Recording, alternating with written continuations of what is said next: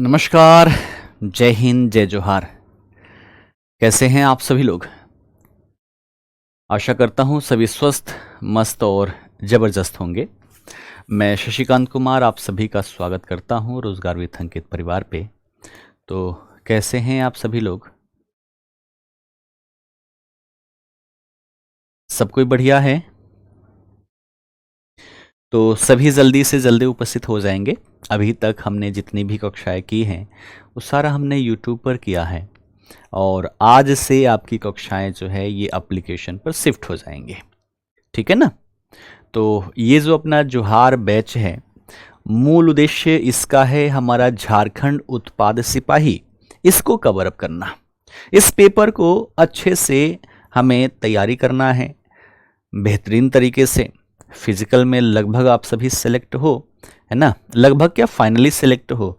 और अगला जो रिटेन है, इसमें रिटेन हमारा रुकना नहीं चाहिए। इसी उद्देश्य से इस बैच की शुरुआत की गई है। ठीक, अब थोड़ी सी क्लास को शुरू करने से पहले आप सभी से 1-2 मिनट में डिस्कस करना चाहूँगा, क्योंकि अब चूंकि पेड बैच में है, यूट्यूब है, सोशल मीडिया है, उस पर कैसे कैसे लोग आते रहते हैं आप सबने देखा ही होगा। लेकिन यहाँ पर आप सब एक धनराशि देकर इससे जुड़े हुए हैं, अर्थात हमारा कर्तव्य बन जाता है कि आपको बेहतर से बेहतर तरीके से गाइड करें, आपके हर एक प्रश्नों का आंसर करें, है ना? आपके लिए क्या बेहतर हो सकता है वो सारी चीज़ें हम यहाँ पर करें, और पूरी संस्था जो है इसको लेकर हमेशा तत्पर रहती है। अब थोड़ी सी आप एक बार बताओगे कि झारखंड जीके को लेकर आप सभी के मन मस्तिष्क में क्या चलता है, क्या क्या परेशानियां हैं, कहां कहां पर दिक्कतें होती हैं। एक बार सभी अपनी अपनी दिक्कतों को कमेंट कर दोगे ना, तो मैं जितनी भी क्लास लूंगा उन सब में उन सारी दिक्कतों को अवश्य ही समाहित करते हुए मैं आपको पढ़ाऊंगा, ताकि हमारा तैयारी जो है वो बेहतर डायरेक्शन में हो सके और जो कमियां हैं, जो आपको लगता है, वो सारी चीजें खत्म होती हुई चली जाए।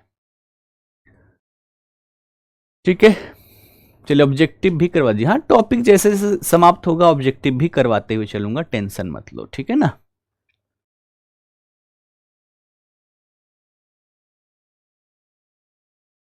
तो नीतीश का कहना है आप बहुत अच्छा समझाते हैं, अभी तक ऐसा कहीं नहीं पढ़ा था सर। बहुत बहुत धन्यवाद, जो मेरा समझाया हुआ आप सभी को अच्छा लग रहा है। मेरी प्रयास यही रहती है कि बिल्कुल आसान भाषा में चीज़ों को आप सभी के समक्ष लाकर मैं दे दूं। ठीक है ना?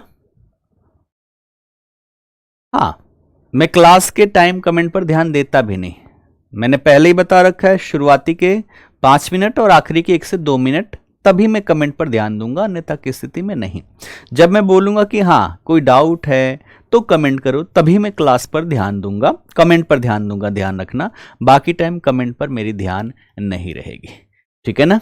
चलिए, हिस्ट्री में ही आप सभी को ज़्यादा दिक्कतें हैं, है ना? इसलिए मैंने सबसे पहले हिस्ट्री की क्लास ही आप सबकी लगवाई हुई है। ठीक है ना? क्योंकि पीछे भी मैंने देखा है आप सब जो प्रैक्टिस सेट में आते थे, सबसे बड़ी समस्या अगर आपके तैयारी में रही है तो वो हिस्ट्री ही रही है। इसलिए मैंने शुरुआत इसी से किया हुआ है। हिस्ट्री देखो बड़ा ही आसान है। आप सभी जितने भी लोग हो, सभी दादा दादी नाना नानी सबसे कहानियां सुने होंगे, और वही कहानियां तो मैं भी सुनाने आया हूं यहां पर। तो जो कहानियां उनसे सुनकर हमें बहुत बढ़िया लगता था, बहुत मजा आता था, अब दादा दादी नाना नानी के जगह पे मैं हूं यहां पर आप सभी को कहानियां सुनाने के लिए। और ध्यान रखना, झारखंड का इतिहास आपकी जहन में उतर जाएगी, है ना, खोपड़िया में छप जाएगी। मैं इस तरीके से आप सभी को समझाने का प्रयास करूंगा। ठीक है, क्लियर है? तो आज टॉपिक के अंतर्गत हमारा पहला क्लास है और वह है झारखंड का इतिहास।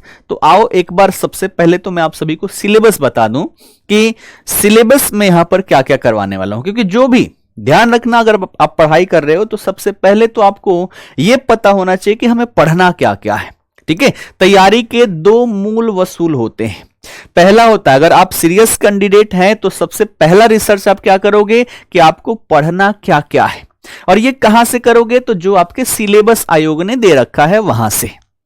ठीक है, दूसरी चीजें होती है कि वो चीजें पढ़ना है वो कितना पढ़ना है। अगर ये चीज ना पता हो ना तो बड़ा माहौल खराब हो जाता है। जो चीज हम देखते हैं वही हमें लगता है कि ये हमारे लिए बहुत इंपॉर्टेंट है और इससे हमें पढ़ जाना चाहिए, जबकि वो हमारे एग्जाम के दृष्टिकोण से इंपॉर्टेंट है या नहीं है।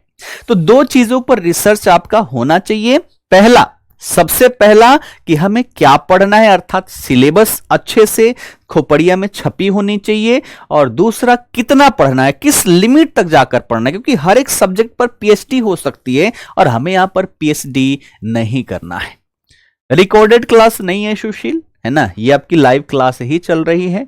आज पहली क्लास है ऐप पर, तो रणनीति के साथ ही हम यहां पर चलेंगे। मैं किस तरीके से पढ़ाने वाला हूं वो सारी चीजें भी बताते हुए चलूंगा, ठीक है ना। तो सबसे पहले तो आप सभी लोग यहां पर डाल लो सिलेबस, ठीक है ना। चलो, तो सबसे पहले यहां पर लिखो झारखंड का इतिहास, ठीक है ना। सबसे पहला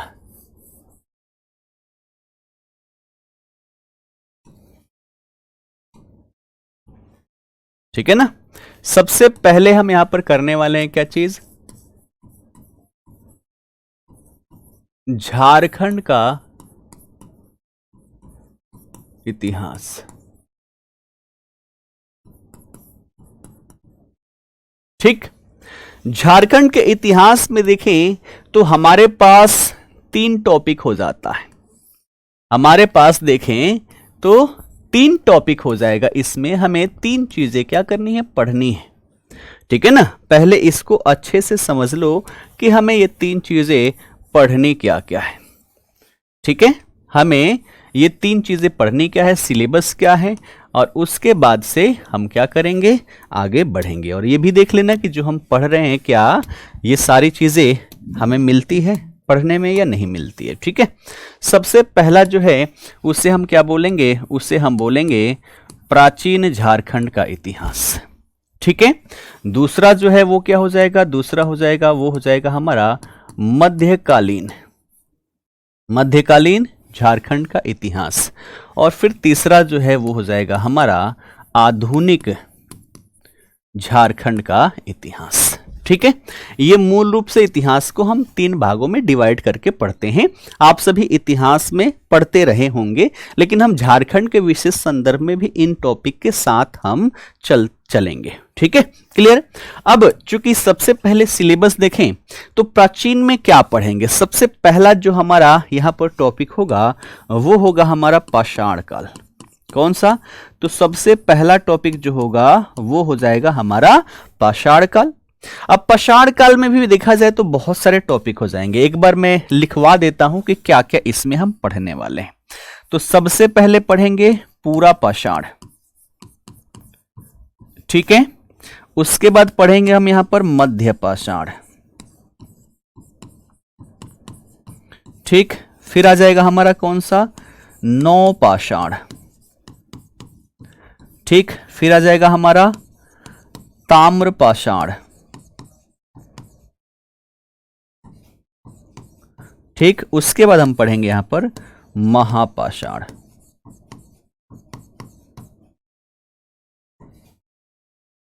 ठीक है। तो पाषाण काल में ये हम 5 टॉपिक कवर अप करेंगे। इंग्लिश मीडियम वाले हैं एक बार कमेंट करना। यूट्यूब पर भी तो एक भी इंग्लिश मीडियम वाले नहीं मिले थे, क्या यहां पर है इंग्लिश मीडियम वाले, एक बार कमेंट करना।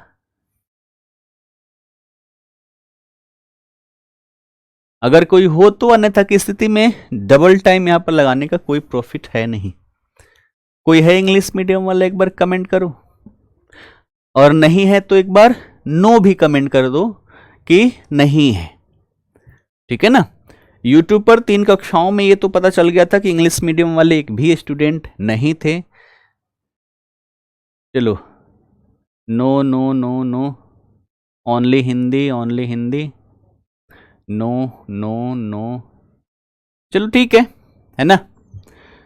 ना है तो हिंदी में ही करेंगे, हिंदी में करने से हमारा सिलेबस जल्दी खत्म हो जाएगा, ठीक है ना, क्लियर है। चलो ठीक, तो ये हो गया हमारा पाषाण काल। पाषाण काल में हम ये 5 टॉपिक कवर करेंगे झारखंड के संदर्भ में। एक है पूरा पाषाण काल, फिर मध्य पाषाण काल, नव पाषाण काल, ताम्र पाषाण काल और महापाषाण काल, ठीक है। उसके बाद जो हमारा अगला टॉपिक यहां पर आएगा वो आएगा वैदिक काल, ठीक है। कौन सा, तो उसके बाद हमारा जो टॉपिक आएगा वो आएगा वैदिक काल, और वैदिक काल में भी ऋग्वैदिक काल है, उत्तर वैदिक काल है। तो ऋग्वैदिक काल के दौरान देखा जाए तो अपने झारखंड में आर्यों का विस्तार होता नहीं है, इसलिए वैदिक काल में भी हम मूल रूप से जो पढ़ेंगे वो पढ़ेंगे उत्तर वैदिक काल। कौन सा पढ़ेंगे? उत्तर वैदिक काल हम यहाँ पर कवर अप करने वाले हैं। ठीक है, उसके बाद अगला जो हमारा टॉपिक होगा वो होगा महाजनपद काल। ठीक है, महाजनपद काल।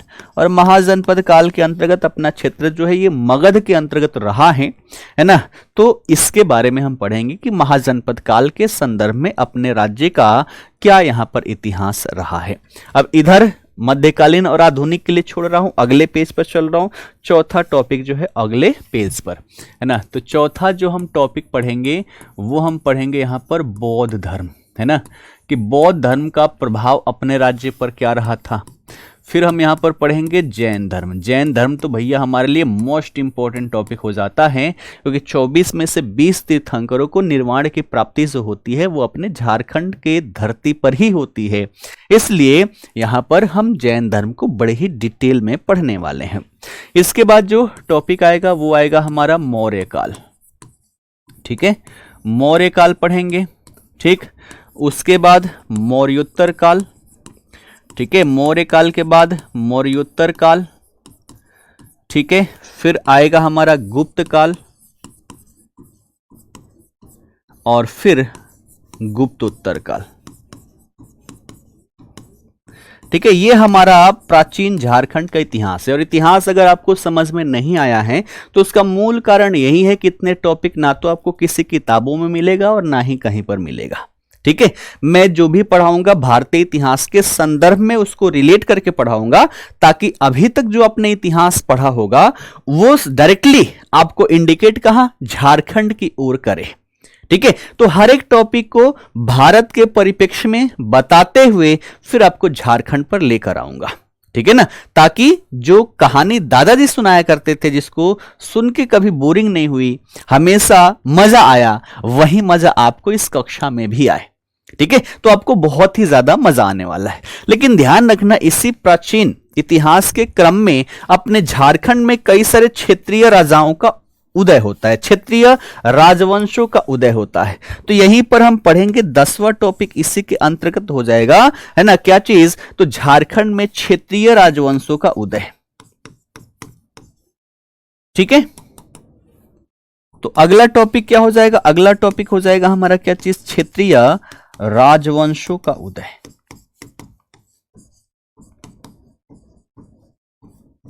और ध्यान रखना, अब थोड़ा सा आप सभी से इनपुट चाहूंगा। आप लोग बहुत ज्यादा डिटेल में पढ़ना चाहते हो या फिर इस उत्पाद सिपाही के लिए? एक बार कमेंट करना। बहुत ज्यादा डिटेल का मतलब हो गया कि इस प्रकार से मैं पढ़ा दूं कि आप जेपीएससी के एग्जाम दो तो भी आपके एक भी क्वेश्चन आ रहे, सारे क्वेश्चन का आंसर आप दे पाओ। और एक हो गया अपना बैच के अनुसार जो हमारा उत्पाद सिपाही है, तो इसको अगर लेकर चले तो थोड़ा सा कम टाइम में हमारी चीजें खत्म हो जाएगी, लेकिन पेपर का एक भी क्वेश्चन आपका छूटेगा नहीं, 50 में 50 आप सॉल्व कर जाओगे, ये होगा। लेकिन ज्यादा डिटेल में अगर हम पढ़ेंगे तो चीजें ज्यादा समझ में आएगी, थोड़ा सा लंबा चलेगा, है ना, थोड़ा सा लंबा चल जाएगा, लेकिन चीजें जहन में उतर जाएगी, आपको मजा आ जाएगा। चलो मैक्सिमम अच्छा 50-50 जा रहा है उत्पाद सिपाही के लिए और 50% है यहां पर, है ना, कि डिटेल में। ठीक है, 50-50 है तो दोनों रख लेते हैं ना ज्यादा डिटेल और ना ही उत्पाद सिपाही। ठीक है ना, क्लियर है? तो बहुत ज्यादा डिटेल भी नहीं करेंगे, समझा दूंगा मैं डिटेल तक, लेकिन लिखवाऊंगा उत्पाद सिपाही तक ही। ठीक है ना, क्लियर है? चलो बैच के अनुसार तो बैच के अनुसार ही चलेंगे, समझेंगे हर एक चीज, लिखेंगे उत्पाद सिपाही के लायक। ठीक है ना, चलो तो यहां पर क्या क्या आ जाएगा? तो इसमें सबसे पहला जो हम पढ़ेंगे वो कौन पढ़ेंगे? मुंडा राज्य, या इसी को हम क्या बोलते हैं? सुतिया नागखंड। इसी को हम क्या बोलते हैं? इसी को हम बोलते हैं सुतिया नागखंड। ठीक है, इसके बाद दूसरा टॉपिक हो जाएगा हमारा छोटा नागपुर का नागवंश। ठीक है, तो दूसरा क्या हो जाएगा? नागवंश पढ़ेंगे। तीसरा जो हो जाएगा वो पलामू का रक्सैल वंश। ठीक है, रक्सैल वंश। ठीक, फिर हम क्या पढ़ेंगे, हम पढ़ेंगे पलामू का चेरो वंश। ठीक है, पलामू का चेरो वंश। ठीक, उसके बाद हम पढ़ेंगे यहाँ पर सिंहभूम का सिंह वंश। ठीक है, सिंहभूम का सिंह वंश। ठीक, फिर हम पढ़ेंगे ढालभूम का ढाल वंश, ढालभूम का ढाल वंश। फिर हम पढ़ेंगे यहाँ पर मानभूम का मानवंश। ठीक है, मानभूम का मानवंश। और फिर खड़गडीह और पंचेत राज्य, है ना। अगला हो जाएगा आपका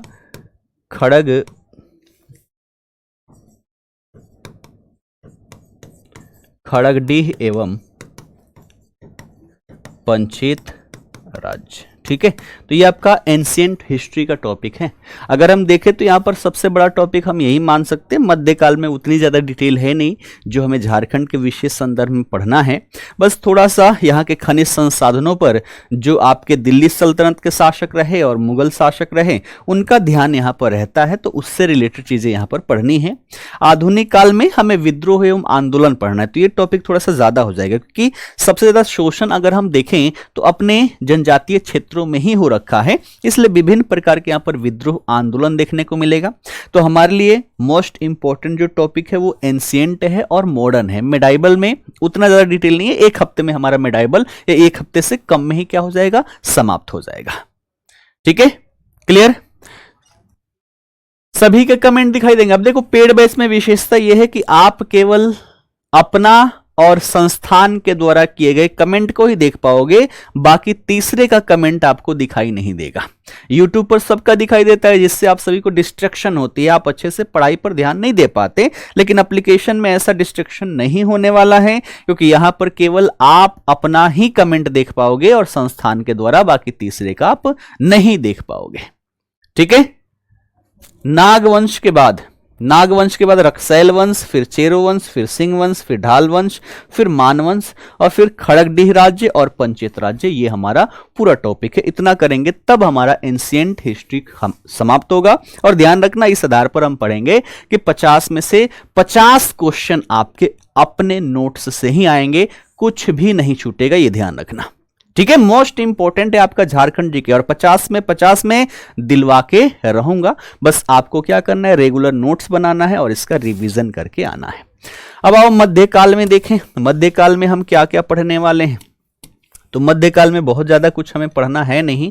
यहां पर देखा जाए तो एक हो जाता है हमारा पूर्व मध्यकाल, है ना। पहला टॉपिक जो हम इसमें पढ़ते हैं वो पढ़ते हैं हम पूर्व मध्यकाल, है ना। पूर्व मध्यकाल का मतलब क्या है ना, कि यहां पर जो दिल्ली सल्तनत स्थापित हुई, उस सल्तनत की स्थापना से पहले क्या क्या यहां पर घटना हुआ है उसके बारे में हम पढ़ेंगे। तो ये भी हमारे लिए छोटा ही टॉपिक है। उसके बाद आ जाएगा हमारा मध्यकाल। मध्यकाल में दूसरा टॉपिक जो होगा वो होगा हमारा क्या चीज, दिल्ली सल्तनत, है ना, दिल्ली सल्तनत। तो दिल्ली सल्तनत के दौरान जो विभिन्न प्रकार के यहाँ पर राजवंश रहे, जैसे गुलाम वंश हो गया, खिलजी वंश हो गया, है ना, तुगलक वंश हो गया, सैयद वंश हो गया और फिर आपका अंतिम जो है लोधी वंश हो गया। इन वंशों में किस किस शासकों के दौरान अपने झारखंड को लेकर क्या किया गया है, इसके बारे में हम पढ़ेंगे। और फिर यहाँ पर तीसरा जो टॉपिक होगा वो होगा हमारा कौन सा, मुगल काल, है ना, मुगल काल। तो मुगल काल के समय काल में अपने झारखंड का क्या इतिहास रहा है, इसको हम पढ़ेंगे। चाहे बाबर की बात कर लें, है ना, चाहे हम यहाँ पर जहांगीर की बात कर लें, है ना, चाहे बाबर के बाद हुमायूं आएगा, फिर अकबर आएगा, फिर जहांगीर, शाहजहां, औरंगजेब, इन सब के शासनकाल में क्या होगा उसकी हम यहाँ पर बात करेंगे। ठीक है, हाँ बिल्कुल ध्यान, मैं यहाँ पर जो लिखवाऊंगा ना वो आपके उत्पाद सिपाही के अकॉर्डिंग, क्योंकि 50 नंबर है तो इसको हम हल्के में नहीं ले सकते। झारखंड को हमें अच्छे से पढ़ना पड़ेगा और इतने अच्छे से आप पढ़ोगे यहाँ पर, है ना, इतने अच्छे से आप पढ़ोगे कि फिर आप मतलब मजा आ जाएगा। आपने ऐसा ना कभी पढ़ा होगा और शायद पढ़े या ना पढ़े, है ना, भविष्य का तो नहीं कह सकता, लेकिन जिस तरीके से हम पढ़ेंगे बहुत मजेदार पढ़ेंगे। तो मध्यकाल में ये 3 टॉपिक है। आधुनिक काल में सबसे पहले क्या पढ़ना है, तो आधुनिक काल में हम पहला जो टॉपिक पढ़ेंगे वो पढ़ेंगे झारखंड में यूरोपियों का आगमन, है ना। झारखंड में यूरोपीय कंपनी का आगमन। ठीक है, अलग अलग क्षेत्रों में कब कब कहाँ कहाँ यूरोपीय कंपनियां यहाँ पर आती हैं, है ना, ईसाई मिशनरी कहाँ कहाँ पर पहुँचते हैं, ये सारी चीज़ें हम यहाँ पर पढ़ेंगे। ठीक है, दूसरा जो टॉपिक हम पढ़ेंगे वो क्या पढ़ेंगे, ब्रिटिश शासन की स्थापना। क्या पढ़ेंगे, ब्रिटिश शासन की स्थापना, ब्रिटिश शासन की स्थापना। ठीक है, ये हम पढ़ेंगे। ठीक, उसके बाद चूंकि शासक बन जाएंगे तो ये अपनी विभिन्न प्रकार की नीतियां लेकर आएंगे जो कहीं ना कहीं हमारे जनजातीय हितों को प्रभावित करते हैं। जैसे कि वन नीति हम लेकर आएंगे, इनकी प्रशासनिक व्यवस्थाएं हम देखेंगे, इनकी जो भू राजस्व व्यवस्था है, तो जो हमारे झारखंड से रिलेटेड होगी इनकी नीतियां, वो सारी चीजों को हम पढ़ेंगे और देखेंगे किस तरीके से हमारे जनजातीय वर्गों का, झारखंड के लोगों का शोषण हुआ और उन शोषण के आधार पर इनके द्वारा कुछ प्रतिक्रिया की जाएगी। अब मान लो आपका कोई शोषण करे शुरुआती दौर में, ठीक है, मान लो आप घर पे हो, ठीक है, आपका बुआ जी का लड़का आ गया रहने के लिए, तो पहले एक रूम में आप सभी बड़े मजे से, है ना, आप अकेले बड़े मजे से एक रूम में आराम से अपने बेड पे इधर उधर हाथ पैर सब फैला के क्या करते थे, सब फैला के आप लेटा करते थे। अब बुआ जी का लड़का आ गया, आके सबसे पहले तो आपके बेड पर कब्जा कर लिया, तो अब जो हाथ पैर फैला के आप सो रहे थे, अब तो वैसे नहीं सो पाओगे, अब आपकी लिमिटेशंस हो गई। ठीक, अब धीरे धीरे क्या कर रहा है, वो आपके ऊपर दबाव बना रहा है, अपना प्रेशर बना रहा है। जैसे कि सुबह उठा, बोला कि भैया चाय ले आ, है ना, उसके बाद धीरे धीरे करते करते आपका इतना शोषण करने लग गया कि हर काम आप ही से करवा रहा है। तो अब आपके मन में क्या आएगा कि शुरू शुरू में तो हमने क्या किया, शुरू में तो हमने बड़ा इसका साथ दिया, लेकिन अब तो ये शोषण कर रहा है, तो अब आप विरोध करना शुरू करोगे, घर वालों से बोलोगे भैया इसको जल्दी से भेज दो, हमें नहीं रखना इसके अपने रूम में, है ना। तो यही चीजें अपने झारखंड में भी देखने को मिला। शुरुआती दौर में आएंगे, शासक बनेंगे, है ना, चूंकि ये व्यापारिक कंपनी थे, ब्रिटिश कंपनी, तो ये ज्यादा से ज्यादा लाभ अर्जित करने के लिए क्या करेंगे, तो विभिन्न प्रकार की नीतियां लेकर आएंगे और इन नीतियों से कहीं ना कहीं हमारे हित प्रभावित होंगे। ठीक है, विदेशी लोग जो हैं, बाहरी लोग जो हैं, जिन्हें दीकू कहा जाता है, उनको लाकर अपने क्षेत्रों में अंग्रेज बसाने लग जाएंगे, जिससे कहीं ना कहीं हमारी संस्कृति, हमारी कल्चर पर प्रभाव पड़ेगा। और इन सब से आगे बढ़कर हम करेंगे विद्रोह और आंदोलन, है ना। तो अगला और अंतिम टॉपिक जो इसमें होगा वो होगा हमारा कौन सा, विद्रोह एवं आंदोलन। कौन सा, तो विद्रोह एवं आंदोलन। ठीक है, तो ये हमारा पूरा सिलेबस है। सबने लिख लिया, सबने लिख लिया। इंग्लिश का क्लास करवा देंगे, टेंशन मत लो, है ना। 30 नंबर आपके 30 प्रश्न वहां पर रहने वाली है, तो इंग्लिश का करवा दिया जाएगा, उसको लेकर टेंशन नहीं लेना है। सिलेबस लिख लिया सबने। सिलेबस का एक एक वर्ड जो है ना रटा हुआ होना चाहिए, ताकि अगर मैं स्किप भी करूं कभी तो आप तुरंत उंगली कर पाओ कि सर जी सिलेबस आपने लिखवाया था, सिलेबस आपने लिखवाया था, लेकिन ये पढ़ाया नहीं। ये होता है जागरूक स्टूडेंट। हो जाता है कभी कभी दिमाग से उतर जाता है सिलेबस, है ना। तो एक एक चीजें, एक एक वर्ड जो है ना, वो सब आपके यहां पर होने चाहिए, और ये पूरा हम पढ़ेंगे तब जाके हमारा झारखंड का इतिहास कंप्लीट होगा, प्राचीन से लेकर आपका आधुनिक तक। ठीक है, क्लियर है। तो बढ़े टॉपिक की ओर, टॉपिक की करें शुरुआत। सब लोग तैयार हैं? तो सबसे पहला टॉपिक हमारा क्या होगा, सबसे पहला टॉपिक जो होगा वो होगा पाषाण काल। ठीक है, सबसे पहला पाषाण काल। ठीक, चलो तो डालो यहां पर टॉपिक।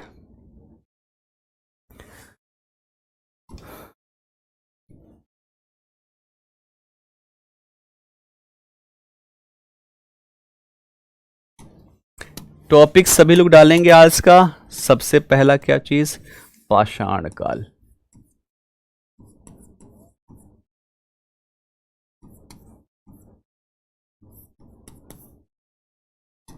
देखो आप सभी का डिमांड ये है कि एग्जाम ओरिएंटेड ही हम यहां पर पढ़ें, है ना। तो समझाऊंगा बहुत कुछ, लिखवाऊंगा कम। ठीक है ना, क्लियर है। समझाऊंगा बहुत चीज, लिखवाऊंगा कम। तो पाषाण काल, अब सबसे पहले तो ये समझ जाओ कि पाषाण काल हमने नाम क्यों दिया। तो ये ऐसा समय काल है, अब देखो मानो जैसे हम आज हैं, जितनी फैसिलिटी के साथ अपना जीवन व्यतीत कर रहे हैं, पहले ऐसे हम नहीं थे। पहले हम भी जानवरों के जैसा ही थे, हम भी चार पैरों पर चला करते थे, कपड़े उपड़े कुछ नहीं होते थे, हम भी नंगे धड़ंगे ऐसे ही घुमा करते थे। ठीक, भोजन पकाना हमें नहीं आता था, औजारों का प्रयोग करना हमें नहीं आता था। लेकिन धीरे धीरे मानव जो है वो चार पैरों से दो पैरों पर खड़ा होकर चलना सीख लेता है। और आप सबने पढ़ा होगा इवोल्यूशन में कि जो जीव जो है जिनका दिमाग, और दिमाग जो होता है ना वो रीढ़ की हड्डी के सीध में होती है ना, उनका मस्तिष्क बहुत तेजी से विकसित होता है। और जब हम चार से दो पैरों पर खड़े होकर चलना शुरू करते हैं तो हमारा धीरे धीरे है ना बाकियों की अपेक्षा हमारा मस्तिष्क यहां पर तेजी से डेवलप होना शुरू होता है। और इसी मस्तिष्क का प्रयोग करके हमने अपने जीवन को समय के साथ आसान बनाना सीखा हुआ है। ठीक, एक गाय की देख लो, गाय प्राचीन काल की बात करें जैसी थी आज भी वैसी ही है। गाय जो है आज देखते हो स्मार्टफोन चलाती है, गाड़ियों से कहीं घूमने जाती है, विभिन्न प्रकार के शादियों में जाती है, ड्रेसेस पहन के जाती है, नहीं जाती ना, लिपस्टिक पाउडर बाल वाल सही करती है, नहीं करती। कारण क्या है? उनकी रीढ़ की हड्डी के सीध में मस्तिष्क है ही नहीं, जिस कारण से कभी उनका विकास हुआ ही नहीं उतनी तेजी से। लेकिन हमारा मस्तिष्क जो है बड़ी तेजी से यहां पर क्या हुआ, विकसित हुआ है। और इसी के आधार पर आज हम सबसे सभ्य जीव के कैटेगरी के रूप में जाने जाते हैं। ठीक है, अब देखो यहां पर हुआ क्या। पाषाण काल का मतलब यह हुआ कि ऐसा समय काल जब मानव अपने विभिन्न प्रकार के हथियार और औजारों को बनाने के लिए केवल पत्थर का प्रयोग कर रहा है, इसके अलावा किसी अन्य धातु का प्रयोग ही नहीं। अभी भी ये नंगे धड़ंगे यहां पर घूम रहा है। ठीक है, तो ऐसा समय काल जब मानव अपने जीवन में सबसे ज्यादा अगर किसी वस्तु का प्रयोग किया है तो वो पत्थरों का प्रयोग किया है। और ऐसे समय काल को हम पाषाण काल कहते हैं। ठीक है, क्या कहते हैं? पाषाण काल कहते हैं। अच्छा, सचिन का कहना है कि गाय को दो पैरों में तो नहीं ला सकते ने, दो पैरों में खड़े भी कर दोगे ना तब तक उसकी आयु समाप्त हो जाएगी। इसमें लॉन्ग टाइम लगता है ना, बहुत बड़ा टाइम लगता है इसके परिवर्तन में। ठीक है, क्लियर है, ये समझ में आ गई। तो ऐसा समय काल जब मानव जो है, मानव वो क्या है, पत्थरों पर निर्भर है ना। बहुत शॉर्ट में लिखवाऊंगा, किताबों जैसी नई सेंटेंस छपवाने वाला हूं, शॉर्ट नोट्स आपके यहां पर बनते हुए चलेगी, है ना। तो यहां पर क्या लिखोगे? लिखोगे ऐसा समय काल, ऐसा समय काल जब मानव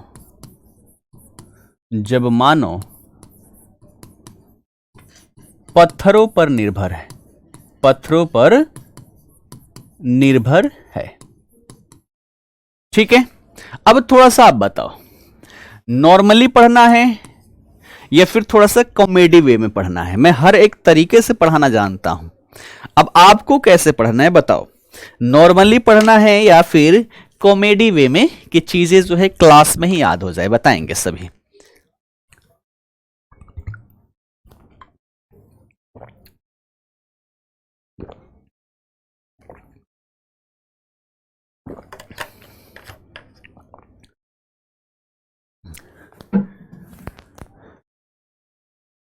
चलिए,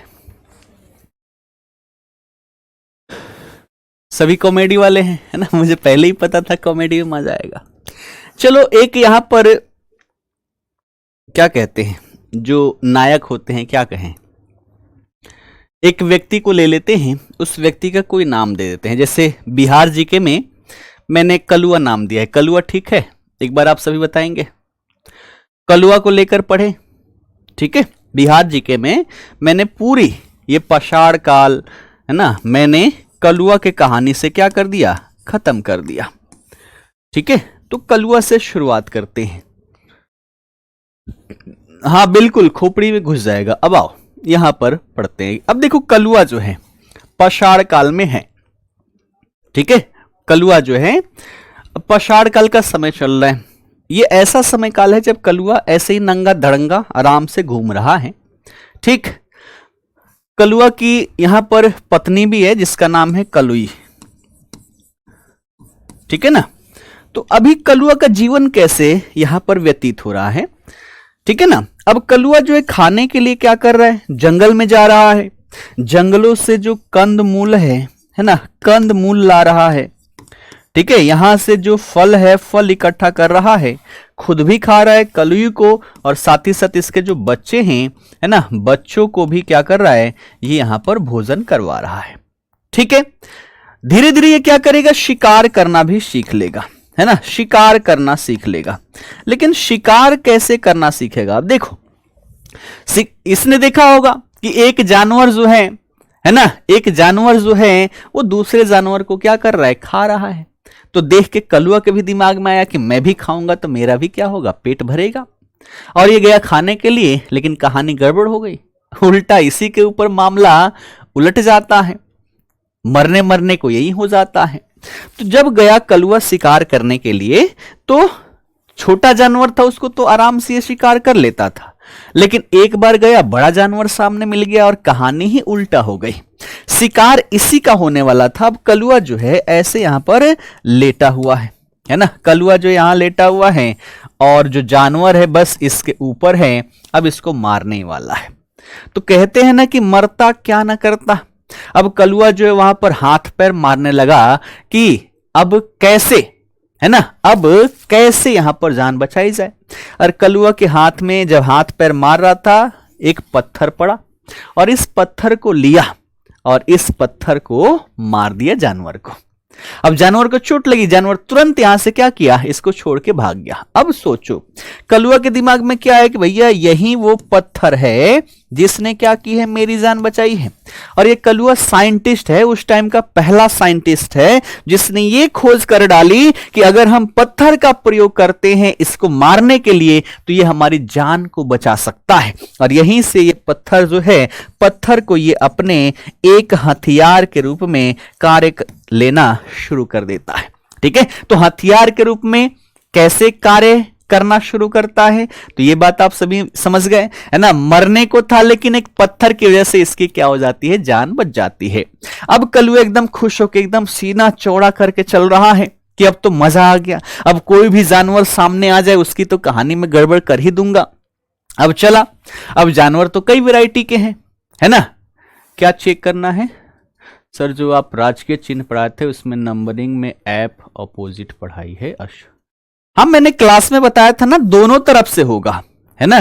क्लास में ही मैंने बताया था ना, जो हमने यहाँ पर शुरुआत जो 7 घेरे हमने पढ़ा है, 7 वृत्त पढ़ा है, मैंने दोनों तरफ से पढ़ाई है। दोनों मैंने बताया था कि आप इधर से भी शुरू कर सकते हो, इधर से भी शुरू कर सकते हो। ठीक है, तो पहला स्तंभ जो है छोटा वाला, अगर उसको बीच मानते हो तो लास्ट की तरफ चले जाना। मैंने क्लास में ही आप सभी को क्या किया था, क्लास में ही मैंने आप सभी को बता दिया था कि आप दोनों साइड से देख सकते हो। ठीक है, जो मैंने लिखवाया है वही चीजें नहीं रट जानी है, क्लास में जो मैंने बोला है उस पर भी ध्यान देना है। ठीक है सुधांशु, कोई दिक्कत? मजा आ रहा है ना, मजा आ रहा है ना। ठीक, तो अब इस तरीके से कलुआ को पता चल गया कि ये पत्थर जो इसको हम हथियार के रूप में प्रयोग कर सकते हैं। ठीक है, अब देखो यहां पर, अब सीना चौड़ा करके घूम रहा है कि अब तो मजा आ जाएगा, अब किसी भी जानवर को तो हम सिखाई देंगे, निपटा देंगे यहां पर। अब जानवर कई प्रकार के, किसी के मोटी चमड़ी, किसी की पतली।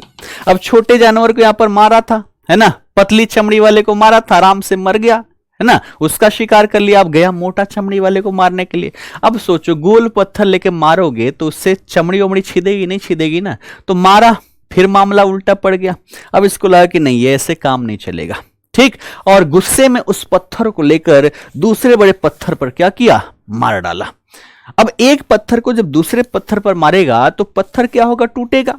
अब ये जो पत्थर है, ये पत्थर क्या हुआ, टूट गया। आप पत्थर तोड़ते हो तो क्या होता है, पपड़ी जैसा निकल जाता है। क्या होता है, पपड़ी जैसा निकल जाता है। तो बीच वाले पार्ट को हम क्या बोलते हैं, कोर। हिंदी में क्या बोलते हैं, हिंदी में इसको कहते हैं क्रोड, है ना। और जो साइड वाला निकला इसको हम हिंदी में बोलते हैं फलक, इंग्लिश में बोलते हैं फ्लैग। क्या बोलते हैं, फ्लैग बोलते हैं। फिर बाद में इसने सोचा कि क्यों ना मैं फलक का प्रयोग करूं, क्योंकि इससे क्या है, इसका धार ज्यादा है ना, तो इससे क्या होगा, अच्छे अच्छे जानवरों को भी मारने में क्षमता रखेगा। तो आगे चलकर कलुआ जो है ये पत्थर का शुरुआती दौर में तो ये क्रोड का प्रयोग किया, है ना, और इससे छोटे मोटे जानवरों को ये मार पाता था, है ना, छोटे छोटे जानवरों को मार पाता था, लेकिन बहुत मोटी वाले जानवरों को शिकार नहीं कर पाता था।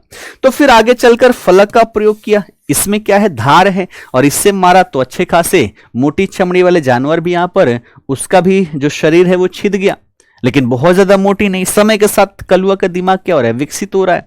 और इसने क्या किया, अब इसको जो धार है ना, इसको घिसना शुरू किया, है ना, और घिस कर इसने क्या कर दिया, धार लगा दिया, है ना, घिस कर धार लगा दिया, नुकीला बना दिया।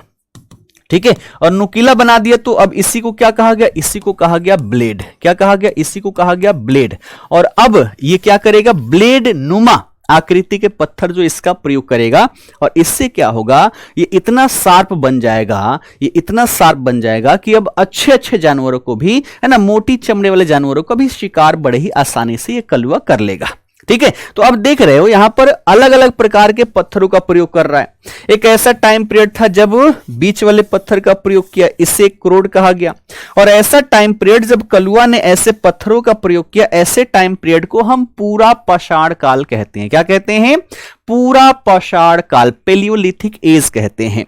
फिर आगे समय के साथ ये फलक का प्रयोग करना शुरू कर देता है, अर्थात ऐसा समय काल जब कलुआ जो है ये अपने हथियार के रूप में फलक का, फ्लैग का यूज कर रहा है। ऐसे समय काल को मध्य पूरा पाषाण काल कहा जाता है। ये क्या हो गया, निम्न पूरा पाषाण काल, ये हो गया मध्य पूरा पाषाण काल। ठीक, उसके बाद ये क्या कर लिया, इस पर धार लगा लिया, नुकीला बना लिया, ब्लेड जैसी संरचना। तो ऐसा समय काल जब कलुआ जो है ब्लेड नुमा जो पत्थर है इसका प्रयोग कर रहा है एज अ हथियार के रूप में, तो ऐसे समय काल को हम उच्च पूरा पाषाण काल बोलते हैं। ठीक है, ये नहीं लिखना है, ये मैं समझा रहा हूं, है ना, इतना डिटेल में आपको लिखना नहीं है, मैं लिखवा दूंगा, आप टेंशन मत लो, अभी समझो। ठीक है, इतिहास को समझना ज्यादा है, लिखना कम है। ठीक है ना, ये बातें समझ में आ गई। हम उल्टा पढ़ते आए, हमेशा लिखे खूब है, समझे नहीं। ठीक है, लिखे खूब समझे नहीं, जिस कारण से आज तक हमें उतनी बढ़िया समझ में नहीं आई। तो अब हम क्या करेंगे, उल्टा करेंगे। ठीक है, ये बातें समझ में आ गई, तो ये सारी चीजें हो गई। अब देखो और चीजें, अब धीरे धीरे क्या हो रहा है, कलुआ का मस्तिष्क जो है यहां पर विकसित होते जा रहा है। ठीक, अब कलुआ जो था सुबह निकलता था शिकार के लिए, है ना।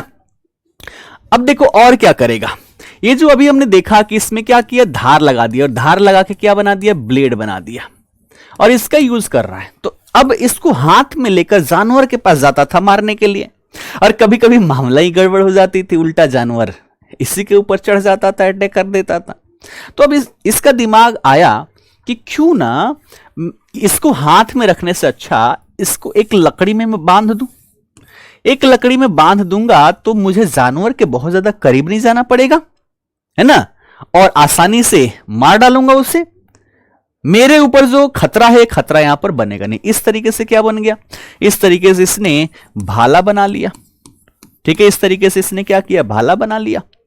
ठीक, लेकिन भाला अभी लेकर हाथ में मार रहे हैं।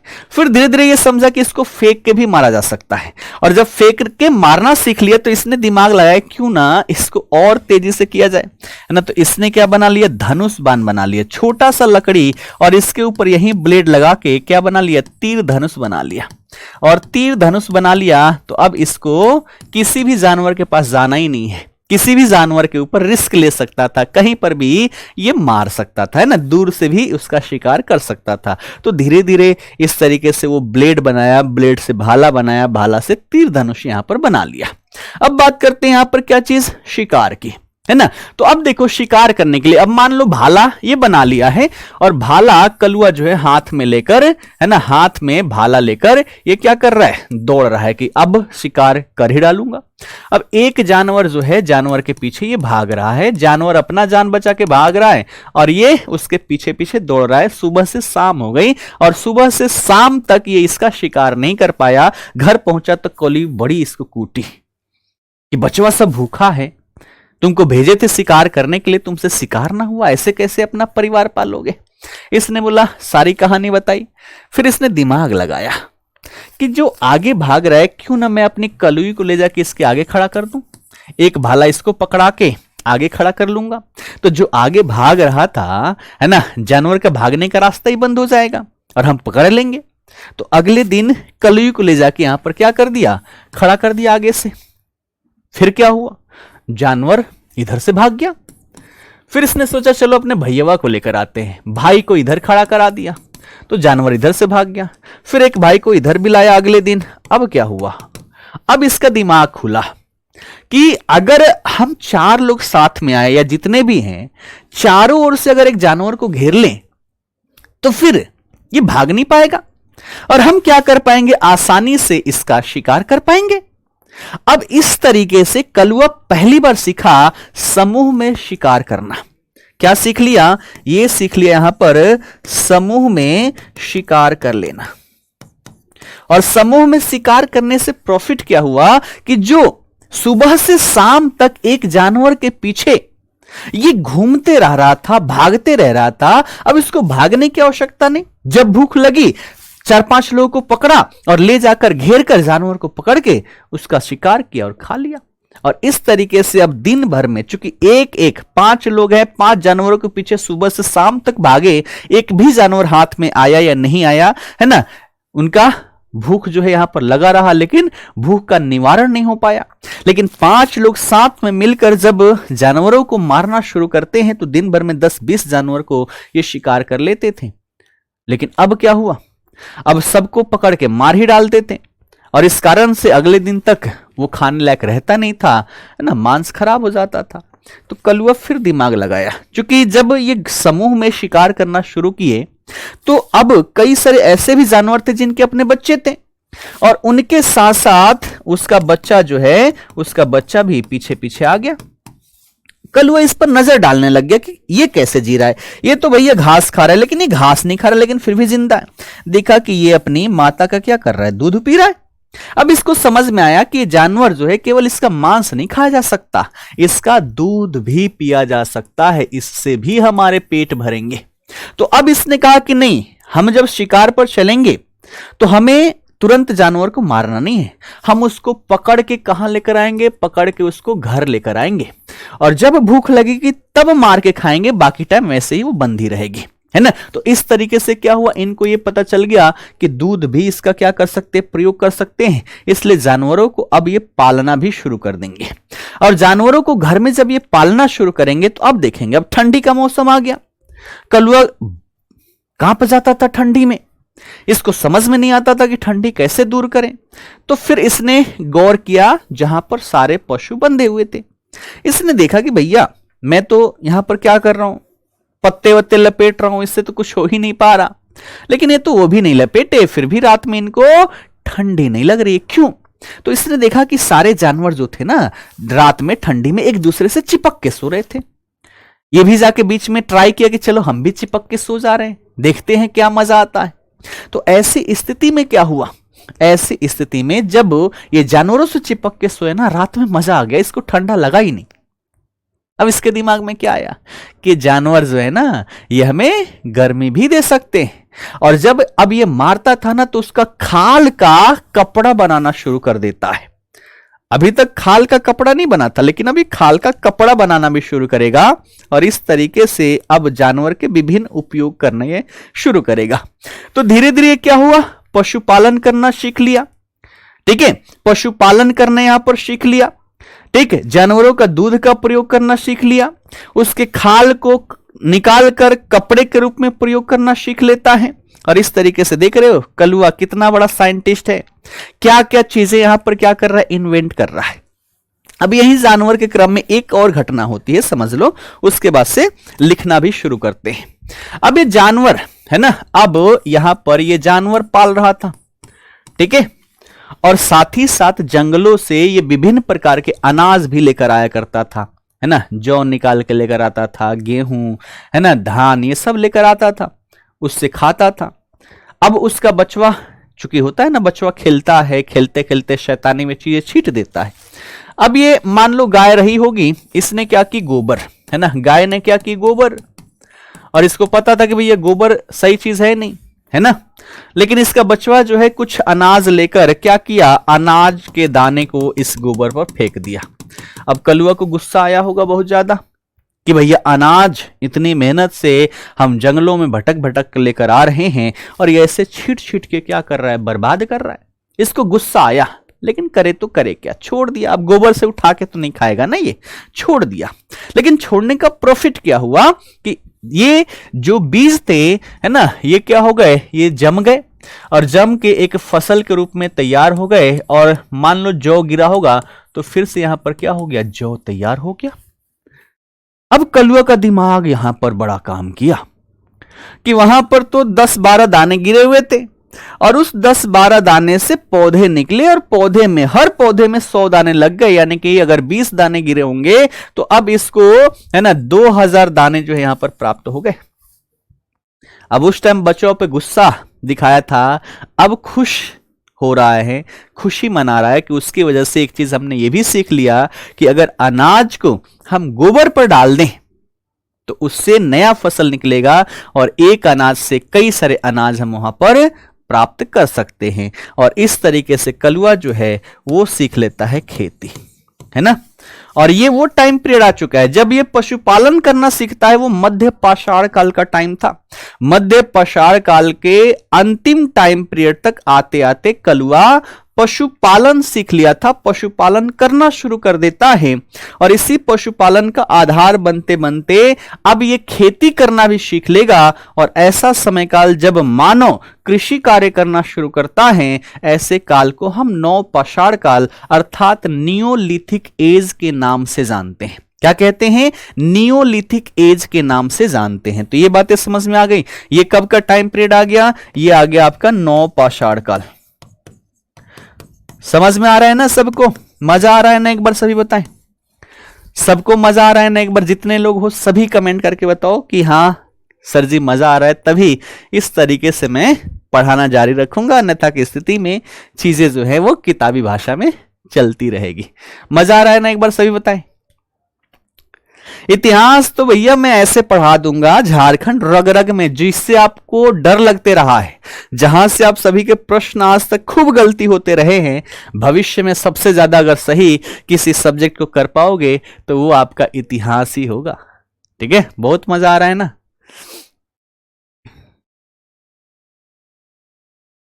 अच्छा यो मजा आ रहा है। चलो चलो, तो ये समझ में आ गया। अब हम आ गए हैं नवपाषाण काल में कलुआ। जो हथियार में सारी चीजें लिखवा दूंगा, झारखंड के किन किन क्षेत्र से कैसे कैसे हथियार मिले हैं ये सब कुछ मैं लिखवा दूंगा। टेंशन आप सभी को नहीं लेना है, बस चीजों को यहां पर समझो। ठीक है, चीजों को आप यहां पर अच्छे से समझो। ठीक है, तो यहां पर क्या हो गई, खेती हो गई। अब कलुआ क्या हुआ, कलुआ यहां पर फसल लगाने लग गया, है ना। फसल लगा दिया, ठीक।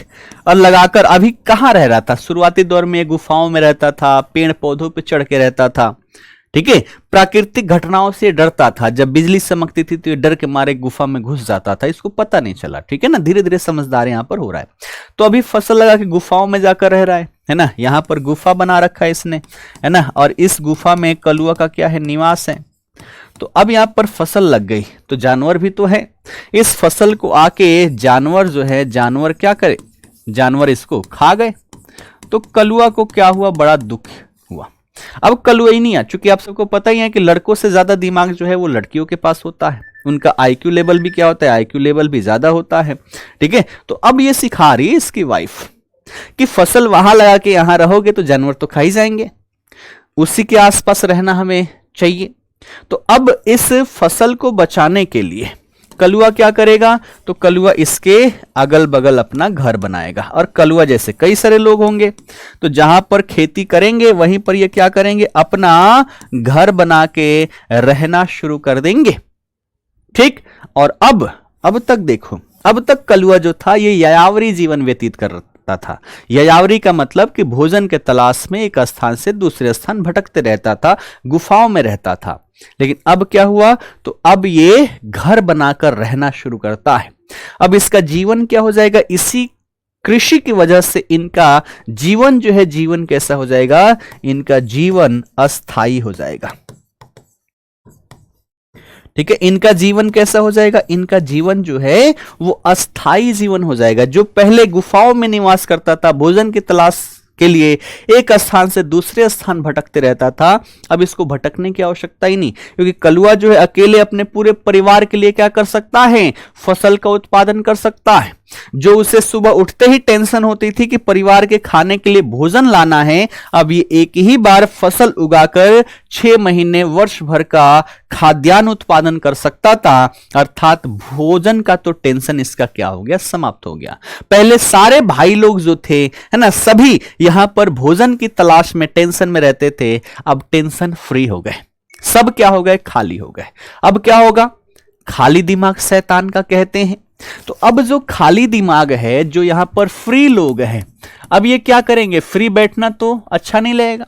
आज के जीवन में है बहुत सारे लोग जिनको खाली बैठना बड़ा ही आनंदमय लगता है। उनको लगता है कि काश ऐसे बैठे बैठे जीवन रील देखते हुए कटता ना तो बड़ा मजा आता। लेकिन ऐसे लोग धरती पर बोझ होते हैं, ध्यान रखना। अगर इस धरातल पर आए हो तो ईश्वर ने किसी विशेष उद्देश्य के लिए ही, है ना, ईश्वर ने किसी विशेष उद्देश्य के लिए ही आप सभी को यहां पर बुलाया हुआ है और उस उद्देश्य की पूर्ति करना चाहिए, है ना। कुछ ऐसा करके जाओ कि समाज में नाम हो। लिखेंगे कैसे इसको, टेंशन मतलब मैं लिखवाऊंगा, अभी लिख नहीं रहे, अभी समझा रहा हूं। ये सब आपके खोपड़िया में छप जाएगी।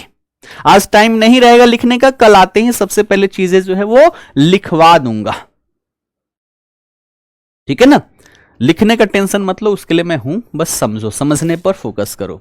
तो जो लोग फ्री हैं वो क्या करेंगे, अब विभिन्न प्रकार के वस्तु बनाने शुरू कर देंगे, यानी कि शिल्प कार्य कर देंगे। जो यहां पर पुरुष लोग थे, है ना, पुरुष लोग क्या करेंगे, मृदभांड बनाना शुरू कर देंगे, है ना। पुरुष लोग क्या करेंगे, तो मृदभांड बनाना शुरू करेंगे। ठीक, महिलाएं जो है, महिला का ध्यान कहां गया होगा, थोड़ा ध्यान रखो। अभी तक लटाएं जटाएं सब लिपटी चिपटी थी, है ना, मुंह ऐसे ही काला धूल मिट्टी सब रहा करता था। लेकिन अब कलुइनिया फ्री हो गई तो फिर इसने सोची कि मैं ऐसा क्या करूं कि मैं अपने कलुआ को अपनी तरफ अट्रैक्ट करूं, और अट्रैक्ट करने के उद्देश्य से अब ये श्रृंगार पर ध्यान देगी। क्या करेगी, श्रृंगार पर ध्यान देगी। अब क्या करेगी, ये एक तरफ पुरुष मिट्टी के बर्तन बना रहे, ये मिट्टी के आभूषण बनाना शुरू करेगी। क्या करेगी, मिट्टी के आभूषण बनाना शुरू करेगी, है ना। मिट्टी के ये कंगन बनाएगी, है ना, मिट्टी का ये क्या करेगी, तो हार बनाएगी। ठीक है, उसके बाद कंघा वंगा बना के बाल वाल संवारेगी, जंगलों में जाएगी, जो रंग बिरंगे जो होते हैं ना, लिपस्टिक पाउडर लगाएगी, काजल लगाएगी, और लगा के जब कलुआ के सामने ये जाएगी, कलुआ वहीं पर गिर के बेहोश हो जाएगा कि भैया ये कौन सी परी यहां पर आ गई। ठीक है, तो ये सब शुरू तभी होता है जब लोग फ्री हुए, है ना, जब लोगों के पास टाइम रहा। सबसे पहली प्रायोरिटी होती है पेट, है ना, भूख, भूख को मिटाना। लेकिन भूख का टेंशन तो यहां पर क्या हो गया, समाप्त हो गया। तो अब ये यहां पर अलग अलग कार्य शुरू करेंगे, है ना। महिलाएं श्रृंगार की ओर जाएंगी, है ना, पुरुष जो है वो मृदभांड की ओर जाएंगे। साथ ही साथ काम जो है यहां पर डिवाइड हो जाता है। अब पुरुष जो है ना, अब इसी से क्या होगा, जो मृदभांड बनाएगा वो मृदभांड तो खाएगा नहीं, खाएगा अनाज ही। तो अब ये मृदभांड लेकर अनाज वाले के पास जाएगा कि भैया ये रहा हमारा अनाज, अनाज ले लो, खा लो, है ना, बदले में मृदभांड ले लो। ठीक है, तो इससे क्या होगा, व्यापार वाणिज्य की शुरुआत होगी, फिर बाजार निर्मित होंगे, और अंततः देखें तो भारत में एक सभ्यता विकसित होगी जिसे सिंधु घाटी सभ्यता के नाम से जाना जाता है। ठीक है, तो समय जो है, समय यहीं पर समाप्त हो चुका है। अब सीन ये समझना कि कलुइनिया जो है एकदम हीरोइन बन के कलुआ के सामने जब खड़ी हुई, कलुआ गिरा पड़ा है। अब इसके आगे क्या होगा, कलुआ कब उठेगा, कैसे उठेगा, आगे क्या कार्य करेगा, वो हम देखेंगे अब अगले एपिसोड में। आज का एपिसोड को यहीं पर समाप्त करते हैं। तो सेशन कैसा लगा, आप सभी यहां पर कमेंट करके अवश्य ही बताना। ठीक है, कहीं पर पूरे सेशन में कोई डाउट हो तो आपका टेलीग्राम ग्रुप है, टेलीग्राम ग्रुप में मुझे टैग करके अपने प्रश्न को वहां पर पूछ लेना। ठीक है ना। मृदभांड अर्थात मिट्टी के जो बर्तन होते हैं उसी को मृदभांड कहा जाता है। ठीक है, अगली क्लास मेरी तुरंत 10 बजे से है, इसलिए थोड़ा पहले अगर शुरू नहीं करूंगा तो वो टाइम से, है ना, पहले आपकी क्लास समाप्त ना करो तो टाइम से शुरू नहीं हो पाएगी। तो सेशन जो है कैसा लगा आप सभी अवश्य ही बताना। बाकी कल चीजें मैं यहां पर लिखवा दूंगा, पूरा पाषाण काल से संबंधित स्थल, है ना, उसके बाद मध्य पाषाण काल और नव पाषाण काल से संबंधित स्थल, कल इसको हम यहां पर कंप्लीट कर लेंगे। बाकी जरूर बताना। यहाँ पर तो सबने बता दिया कि हाँ झक्कास, बहुत मस्त, मजा आ गया सर, है ना। तो बहुत सारे लोग यहाँ पर मजा आ गया बोल रहे हैं, लेकिन कमेंट बॉक्स में जाकर भी अवश्य ही कमेंट कर देना, क्योंकि एकेडमी जो है, एकेडमिक हेड जो है, वो सभी यहाँ पर कमेंट जितने भी होते हैं उसको पढ़ते हैं, रिव्यू करते हैं, उसी से फिर पता चलता है कि टीचर जो है कैसा पढ़ा रहा है। तो आप सभी वहाँ पर डेली रिव्यू अवश्य करना। साथ ही साथ आपको टीचर को रेटिंग करने का भी ऑप्शन मिलता है, तो आपको लगता है कि मेरे लिए क्या रेटिंग हो सकता है, वो भी आप सभी अवश्य ही करना, ठीक है।